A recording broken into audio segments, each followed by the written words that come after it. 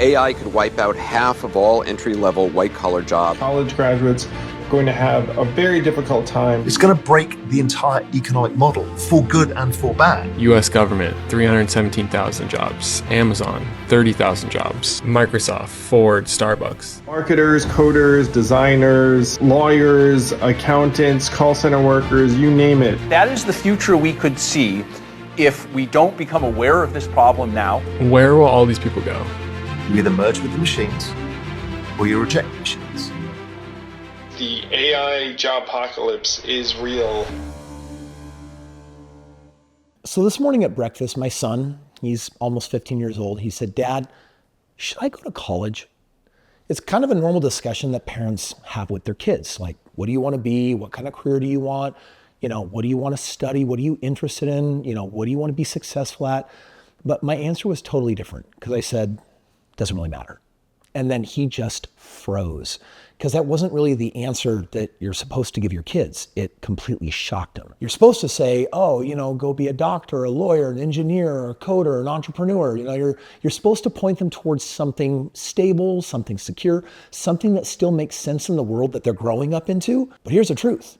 I don't think parents understand what's actually coming because almost every one of those jobs that I mentioned, it's going to be gone in the next 5 years. And I'm going to show you the stats and the proof. One shot, now the future is yours. Go!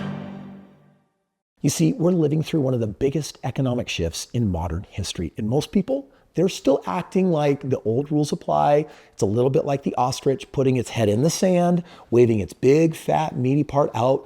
And there's going to be a tiger that comes along that's going to pounce and destroy that thing. Let me just show you what's actually happening. This is a chart showing the S&P 500 and job openings. You're going to see that they trend together. Makes sense, right? When companies are doing well, they hire. And when companies are cutting back, we see a decline in job openings. Basically, they correlate. Until this purple line, where the first time in history, they diverge. What happened? ChatGPT launched. We gave birth to AI, November 2022. And basically now in the last few years, AI's gotten to a place where it is replacing jobs and companies. They're learning to rely heavier on it, and it's devouring the human labor jobs. Now, Anthropic, or you might know them as Claude, they released this next graph. Red shows where companies are already using AI, and blue shows what AI is capable of doing and will basically theoretically continue to be adopted in those matters. Coders, people in legal, accounting, finance, they're already being hit, and many of them are turning a blind eye to what is rapidly going to destroy their industry. This is crazy. Where will all these people go? That's the question someone asked after posting this list of the 2026 layoffs so far. U.S. government, 317,000 jobs. Amazon, 30,000 jobs. Microsoft, Ford, Starbucks, and Block just announced half of their company gone, all due to AI. That's not a slow shift, that's a wave. It's not a future problem anymore. I genuinely wish someone had shaken me awake sooner. One of the most dangerous places to be right now is fully dependent on one company's budget decision. Guys, this was a future problem. Not anymore. It is now a now problem. Traders predict a 58% chance that unemployment will hit 4.3% by the end of 2026. And all of the top minds and AI engineers, they're predicting that it's going to get a lot worse. Anthropic's CEO Dario Amodei said that AI could literally wipe out half of all white-collar jobs and spike unemployment to 20% in the next 5 years. The World Economic Forum predicted by the year 2030, which is like not even 4 years away, that 92 million white-collar jobs are going to be wiped out by AI. CEO of Amazon, Andy Jassy, says that he anticipates needing fewer people doing the jobs that are being done today. At IBM, they literally replaced hundreds of HR positions with AI just last year. Microsoft laid off 9,000 employees, 4% of its entire workforce. CEO of Microsoft basically said as much as 30% of code at Microsoft is now being written by AI. What's interesting is that for the last 3 years, my son has been in coding classes. He's learned 3 different languages. And what I've been telling him is, oh yeah, I've got buddies that make $250,000, $350,000 a year by being coders. That's a great field for you to be in.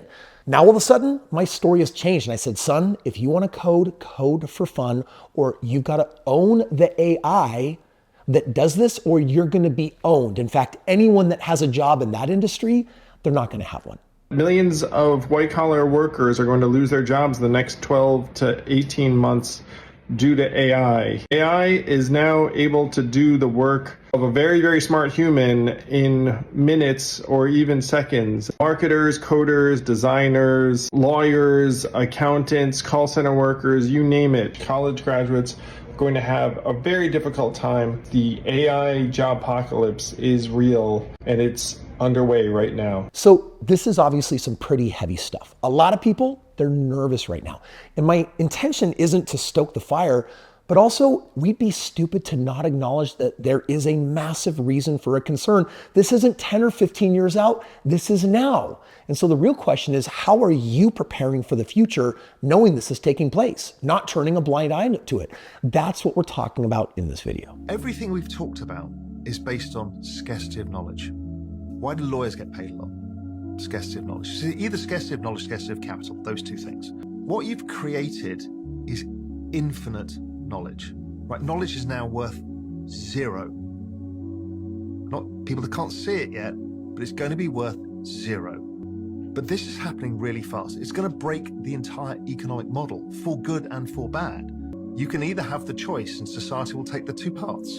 You either merge with the machines, or you reject the machines. And if you think AI is the problem, because it's like, well, Kris, that only affects the white collar force. I'm like, robots are coming right in tow. Are you seeing how capable they are? They're gonna take the blue collar jobs. AI, white collar, robots, blue collar. And where does that leave us? That leaves us in a global crisis in the next 5 or 10 years where people literally aren't gonna be able to work. Many of the top paid professions get paid because they know something that buyers don't. Someone has the information in their head, and from years of study and from experience, and since the buyers don't have that knowledge, they were once willing to pay for it. The question that AI is posing, what happens when the playing field of knowledge is leveled and it's completely free?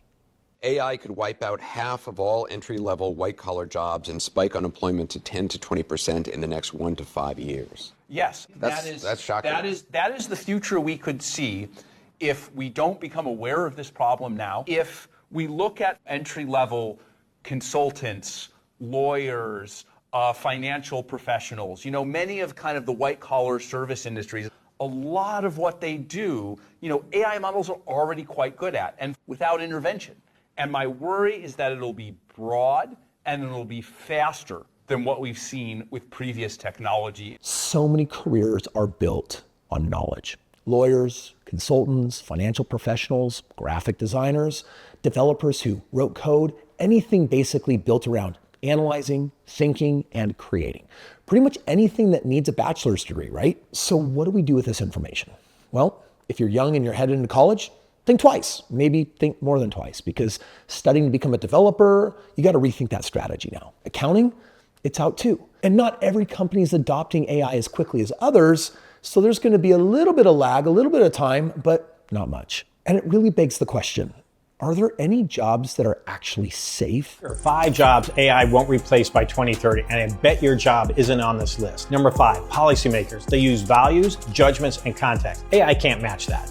Number 4, entrepreneurs. AI can run systems, but it can't lead, inspire, or take risks. Number 3, mediators. Resolving human conflict takes emotional intelligence, not code. 2, social workers. You have compassion and computation. Number 1, artists and performers. AI can mimic, but it can't feel, so there's no soul or no art. So what was your job? Was it on the list? Well, comment business if you're ready to pivot before AI makes your career disappear. And follow if you want to stay one step ahead of the machines. Now, I'm not sure if I agree with every one of those, but he's right on a couple of them.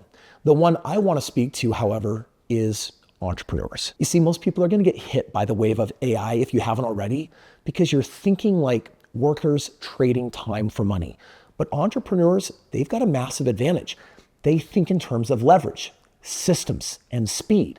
You see, when a new technology shows up, the average person asks, is this going to replace me? While the entrepreneur asks, how do I use this to multiply my output? How do I cut waste? How do I serve more people? And how do I scale faster? That mindset changes everything. You see, the people who win in disruptive seasons, they're the ones who adapt really quickly. They make bold decisions. They turn uncertainty into opportunity. That is the silver lining. In AI, it's not just a threat multiplier. It's a wealth multiplier for the person who knows how to package that value. So what's going to hurt people is also what can actually help people. This is why entrepreneurs likely weather the shift better than most people, because they're not waiting for permission. They're not waiting for a boss or an economy or the government. They've learned how to basically let the wave carry them. Here's the best way that I can say it. If you have a job and you're going to stay with that strategy, you are going to get owned. If you own your opportunity, then you're going to be okay. So you can own or you can get owned. And this is really the choice that you have to make. If you really want to count on someone else giving you a job, robots or AI, there's a really good chance, if not today, then next year. If not next year, then the year after, they're going to be able to take your position. The only way for you to actually make yourself safe in this brave new world is for you to have the cojones to become an owner of your life, lead your own financial destiny. And that means that you have to own the way AI is used, and you have to own the robots. Like in super simplistic terms, when my son is basically saying, okay, dad, like, what am I gonna do now? I'm like, well, like, let's take this really basic. Let's just say that you go door to door and you convince people that you wanna do their lawn service. Well, when you get those jobs, you now are going to have your robots doing the lawn service, picking up the dog food, going to the laundry, doing these different things. But even then, in the most simplistic way, guess what? Everyone else can own robots that can do those things too. So you're going to have to think even more critically to figure out how to solve this problem. I'm just going to tell you, for me, one of the reasons why I've been in the game of real estate for the last 25 years is because what I'm doing is I'm converting 401ks, IRAs, or my home equity into an asset. And people need a place to live, no matter what AI is doing. And that's not real estate investing. That's a business. And my typical home pays me $1,000 a month. How many of those do you need to amass where you can replace your job? At the age of 65, the average person working makes about $85,000 a year. So in my world, you need to essentially have 6 or 7 properties to replace that with a passive income. And you're thinking, okay, Kris, but someone's got to have the money to buy the real estate. Well, there's a crazy part. If you've been financially responsible, the average American has $302,000 of equity in their home right now. You can borrow that and put it in real estate, or you've got 401ks and IRAs, or people that do. So there is a path, there is a way, but the time to get inventive, that was a decade ago. The time to really take your financial future seriously, that was 5 years ago. At this point, we literally have dropped off the cliff. We're off the edge. Everyone's in free fall. I'm just letting you know it, because most people, they're not willing to realize it for a little bit more time. Don't get owned. It's time for you to step up and become the owner of your life. And if you click the link below, I'll show you a path that my real estate investors are using so that they can be the owners of their life. And it's not the only path, but you better find a new path now. By the way, I'm going to show you a lot of clips and graphs in this video, and I've compiled all of it. I've put it into a neat and tidy special report because you're going to want to share this video and you're going to want to keep the content. So grab your Cliff Notes right now and let's begin.